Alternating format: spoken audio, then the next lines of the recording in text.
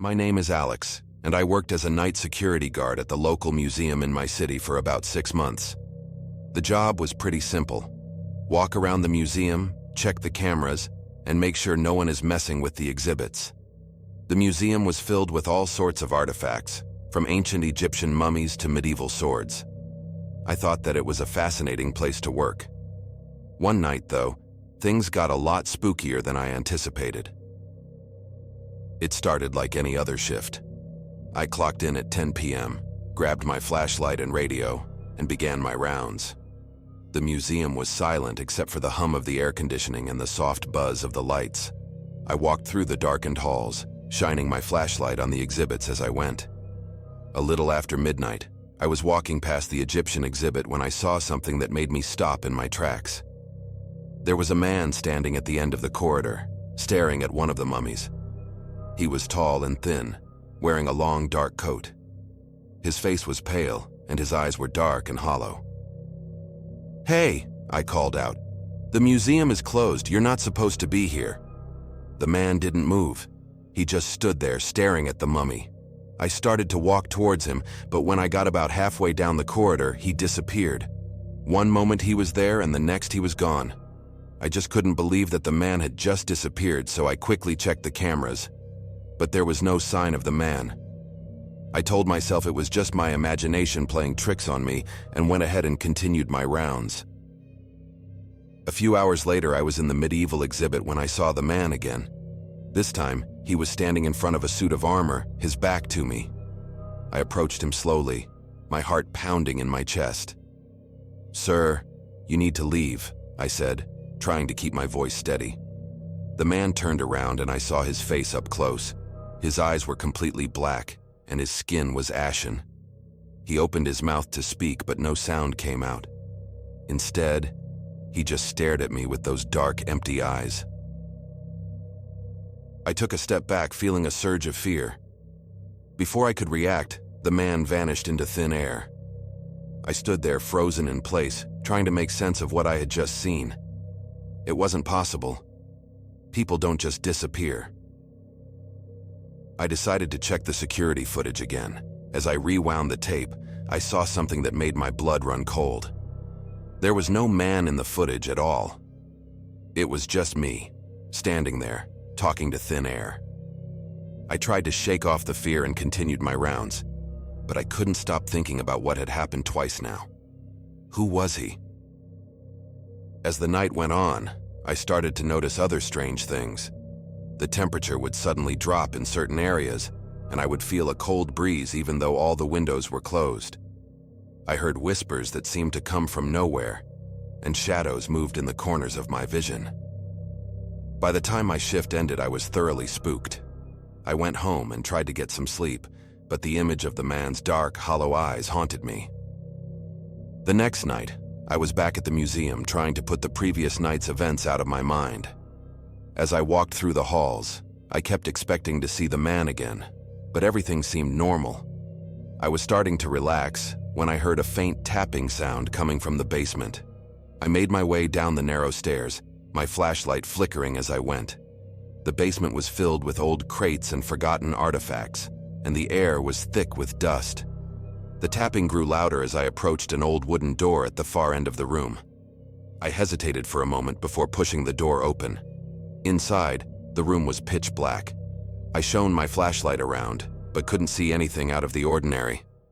Just as I was about to leave, I felt a cold hand on my shoulder. I spun around, but there was no one there. The door slammed shut behind me, plunging the room into darkness. I fumbled for the handle, but it wouldn't budge. Panic set in as I realized I was trapped. Suddenly, the room filled with whispers. They were all around me, growing louder and more frantic. I covered my ears, trying to block them out, but it was no use. The whispers seemed to come from inside my head. In the darkness, I saw a faint light. It grew brighter, and I realized it was coming from the man's eyes. He was standing in the corner of the room, staring at me with those dark, empty eyes. He raised his hand and pointed at me, and the whispers grew louder. "Leave this place," he said, his voice echoing in my mind. "You don't belong here." I nodded, too terrified to speak. The man lowered his hand, and the door behind me flew open. I ran out of the basement, not stopping until I was outside the museum. I didn't look back. I just jumped in my car and hightailed it out of there. The next day, I went to my boss and told him everything. He listened quietly, and then showed me an old newspaper clipping. It was about a man who had worked at the museum years ago. He had disappeared one night, and his body was never found. "They say his spirit haunts the museum," my boss said. "You're not the first to see him." I decided to quit my job that day. I couldn't stay in a place where I was being watched by a ghost. As I packed up my things, I felt a sense of relief. I was finally free from the museum and its haunting presence. But even now, I sometimes still get the feeling that the man is still watching me. I see his dark eyes in my dreams, and I hear the whispers whenever I'm alone. I'll never forget my time at the museum and the ghostly figure that lurked in its halls. My name is Jenna, and I'm a college student who works part-time as a Doordash driver. It's a pretty simple gig: pick up food and deliver it to people's doorsteps. It helps me make some extra cash to get by. But one night, things got really weird, and I still can't get over what happened. It was a regular Friday night, and I was out making deliveries. The night was calm, and I had already completed a few orders. Around 9 p.m., I got a notification for a delivery to an office building downtown. It seemed a bit odd to deliver to an office at this hour, but I thought maybe someone was working late. I picked up the order from a nearby restaurant, a large pizza with extra cheese and a side of garlic bread. The building was only a few blocks away, so I drove over, parked, and grabbed the food. I pressed the intercom and said that I had a delivery for Office Suite Tin. I was buzzed in. As I walked up to the front entrance, I noticed the building looked almost deserted. Only a few lights were on, creating an eerie atmosphere in the empty lobby. I walked inside and was greeted by silence. The front desk was empty, and there was no one around. I checked the delivery details again. It said to take the elevator to the 10th floor and leave the food at Suite Tin. I pressed the button for the elevator, and after what felt like forever, the doors finally opened. The elevator ride was quiet, too quiet. I could hear the faint hum of the machinery as I ascended, and my heart started to race a little. When the doors opened on the 10th floor, I stepped out into a dimly lit hallway. The lights flickered slightly, and the whole floor had an unsettling vibe. I found Suite 1010 at the end of the corridor. The door was slightly ajar, which made me feel uneasy. I pushed it open a little more and peered inside. It was a typical office space with cubicles and desks, but it looked like no one had been there for a while. Papers were scattered on the floor, and the room had a musty smell. I placed the pizza and garlic bread on the receptionist's desk and was about to leave when I heard a faint noise.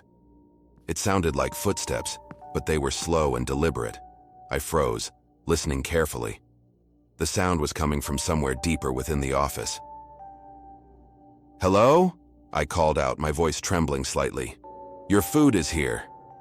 No response. The footsteps stopped for a moment, and then I heard them again, getting closer. My heart pounded in my chest as I turned to leave, but something caught my eye. A figure standing at the far end of the office. It was a man, tall and stoic, just standing there staring at me.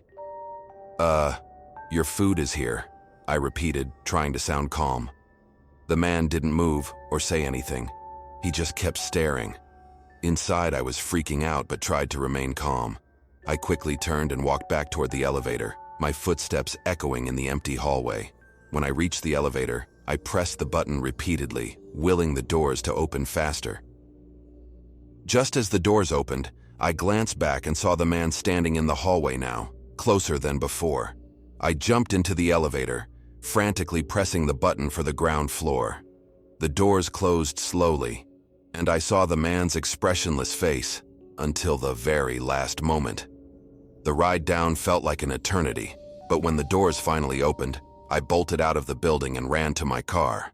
I threw the door open, jumped inside, and locked the doors. My hands were shaking as I started the engine and sped away from the building. As I drove away, I kept glancing in the rearview mirror, half expecting to see the man following me. But the streets were empty, and after a while, I started to calm down. I decided to finish my shift and hoped that would be the end of it, but it wasn't. A few days later, I got another delivery to the same building. This time it was for a different floor, Suite 204 on the second floor. I didn't want to go back, but I needed the money. I convinced myself that it was just a creepy coincidence and that I'd be in and out quickly. I picked up the food, another pizza, this time with pepperoni, and drove to the office building. I pressed the intercom and said that I had a delivery for Suite 204 and was buzzed in. The lobby was still empty, and the silence felt even more oppressive than before. I took the stairs this time, figuring it would be faster since it was a lower floor. The second floor was just as dim and eerie as the 10th floor had been. Suite 204 was halfway down the hall. I knocked on the door, but there was no answer. I opened it slowly and stepped inside. This office looked more in use than the last one, but it still had an unsettling vibe. I placed the pizza on a desk and turned to leave. That's when I heard the footsteps again, slow, deliberate, and getting closer. My heart raced as I looked around, trying to find the source. The man appeared again, dressed in the same outfit as before, standing in the doorway this time, blocking my exit. His face was still expressionless and his eyes seemed to bore into me. "Why are you here?" I asked, my voice shaking. The man didn't respond. He took a step closer, and I felt a wave of panic wash over me. I backed away, looking for another way out. There was a door on the other side of the office and I made a break for it. I flung the door open and found myself in a dark hallway. I ran down the hall, my footsteps echoing loudly. I could hear the man's footsteps behind me, getting closer and closer. I turned a corner and saw a stairwell. I sprinted toward it and started down the stairs, taking them two at a time. My heart was pounding and I could barely breathe. When I reached the ground floor, I burst through the door and ran outside. I didn't stop until I reached my car. I jumped in, locked the doors, and sped away, my hands shaking on the steering wheel. I couldn't believe what had just happened. I reported the incident to Doordash and the police, but there wasn't much they could do. The building didn't have any security cameras, and there were no witnesses. I decided to take a break from delivering to that area and focused on other parts of the city. A few weeks later, I heard a news report about the office building. It had been shut down after police discovered a hidden room in the basement. The room was filled with surveillance equipment, and it looked like someone had been living there, watching the people who came and went. The police never found the man, but they believed he had been stalking people in the building for months. The thought of him watching me that night, knowing my every move, still gives me creeps. I'm just glad I got out of there when I did. When I moved to New Jersey for a better-paying job, I was excited but nervous. It was my first time living alone, and everything felt unfamiliar. My new house was cozy, with a small garden and a lovely front porch. I thought it would be the perfect place to start fresh. The first few days were okay. I unpacked my boxes, decorated my new home, and started my new job. Everything was going smoothly until I went to the nearby grocery store one evening. As I wandered through the aisles, I noticed a man staring at me from across the store. He was tall, maybe in his early 30s. He had a scruffy beard and wore a dark blue hoodie. His eyes seemed to follow me everywhere I went, and it really made me uncomfortable. So, I quickly grabbed what I needed and headed to the checkout. When I looked up, the man was still watching me. As I walked to my car, I glanced over my shoulder and saw him standing near the entrance, still staring. My heart raced as I drove home, but I convinced myself it was probably just a coincidence. A few days later, I was taking my trash out to the curb, and I saw the same man again. This time, he was on my street. He was walking slowly, looking at each house as if he were searching for something.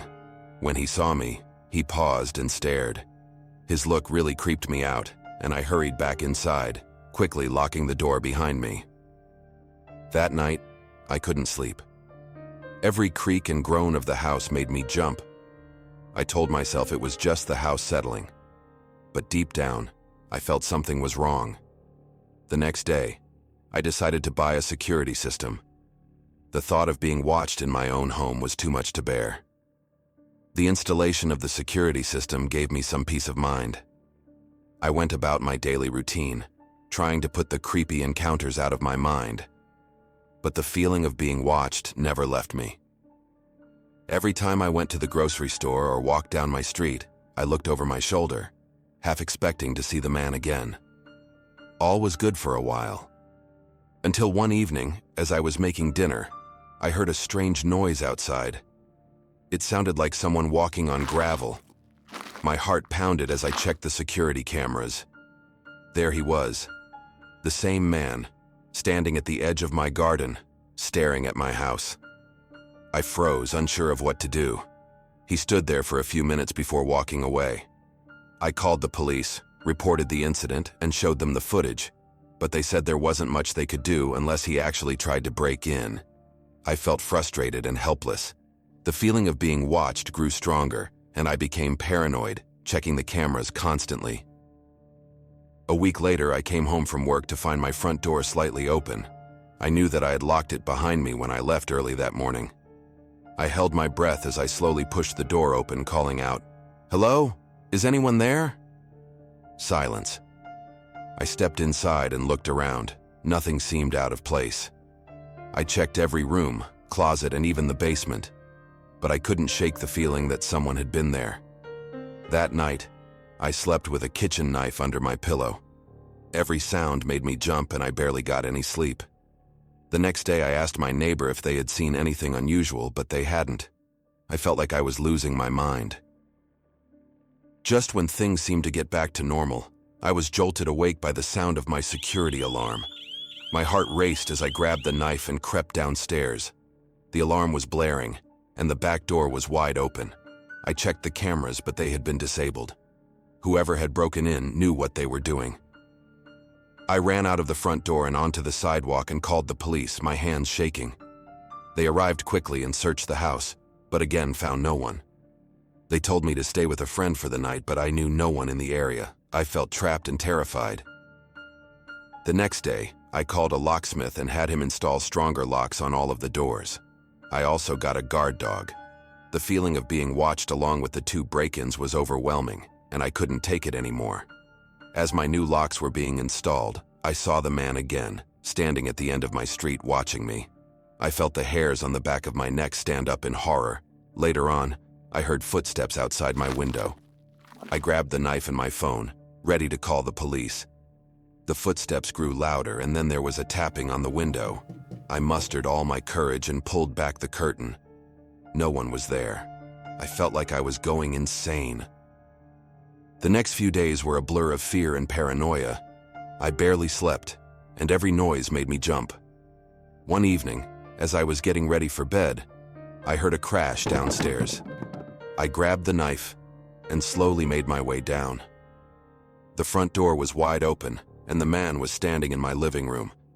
He had a wild look in his eyes, and he started towards me. I screamed and ran upstairs, locking myself in the bedroom. I called the police as the man banged on the door, shouting that he was going to get me.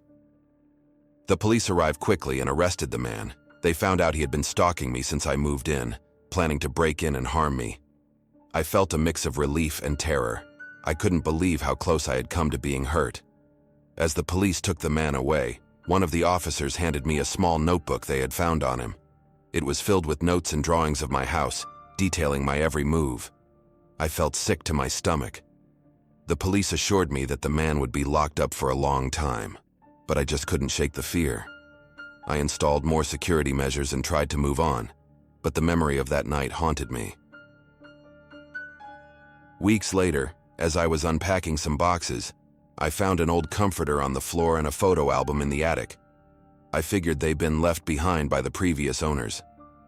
As I flipped through the pages, I saw a picture of the man who had broken into my house. He was standing with what looked like his family, smiling. Confused, I called the realtor who had sold me the house and asked who the previous owners were. They told me that the home had previously gone into foreclosure after the wife and children went missing. The husband was questioned and released. He too had gone missing a few years after that. They had never found out what happened to him. Then I realized that the man had been living in my house the whole time, hiding in the attic. The strange noises, the feeling of being watched, it all made sense now. He had been there, watching me, planning his attack, and after hearing that his family had gone missing, well, I wasn't about to stick around any longer. I moved out of that house the next day, leaving almost everything behind. The fear and paranoia were too much to bear. I never wanted to see that place again. Thanks for watching. Don't miss out on more spine-chilling tales. Subscribe now for weekly scares. Hit that red button and join our journey into the unknown.